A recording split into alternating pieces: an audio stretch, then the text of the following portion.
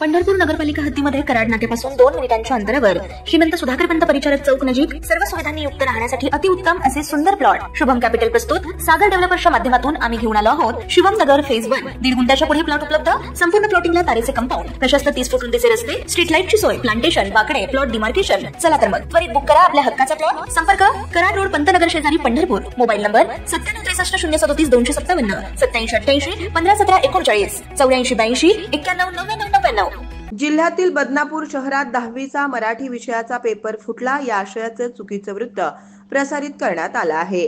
प्रत्यक्षात असा कोणताही प्रकार घडलेला नसून स्थानिक झेरॉक्स दुकानदारांनी आजच्या मराठी विषयाच्या प्रश्नपत्रिकेत न आलेल्या प्रश्नांची झेरॉक्स काढून विक्री केली आहे।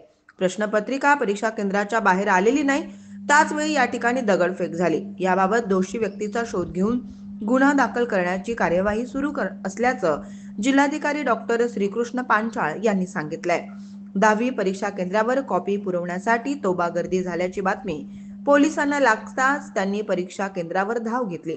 जालना जिल्ह्यातील मंठा तालुक्यातील तळणी येथील जिल्हा परिषद हायस्कूलमध्ये हा प्रकार घडताना परीक्षा केंद्रावरील गर्दीमुळे पोलीसही हतबल झाल्याचं दिसून आलं। त्यामुळे कॉपीमुक्त अभियानाचा फज्जा उडाल्याचं बघायला मिळालं। सकाळी 11 वाजता मराठीचा पेपर सुरू झाल्यानंतर काही वेळातच बदनापूर शहरातील सीएससी केंद्रावर उत्तर पत्रिकांची झेरॉक्स मिळत असल्याची अफवा होती। 10वीच्या परीक्षेचा मराठी पेपर जालना जिल्ह्यातील बदनापूर येथे फुटला अशीच भावना ही काही लोकांचीही झाली होती। पेपर सुरू झाल्यानंतर अवघ्या 15 मिनिटातच प्रश्नपत्रिका परीक्षा केंद्राच्या बाहेर आल्या।